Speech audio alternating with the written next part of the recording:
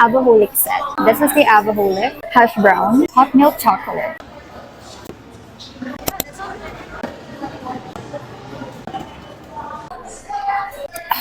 Ang dami na nag-try dito sa BGC and I think ako na lang yata yung hindi. I'm so excited to taste this one.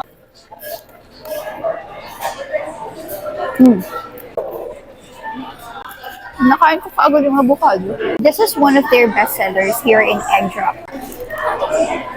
Yung egg nila is medyo matamis and then their bread is soft. I don't know how to explain, but matamis siya na merong alat. Now I can describe it. Para siyang egg na merong gatas. Look how fluffy it is. Sobrang nakakatakam. This time, dito naman tayo sa hash brown. Malasa yung hash brown. I'm going to put the ketchup. Sarap. By the way, the ketchup is Del Monte, kaya pala masarap.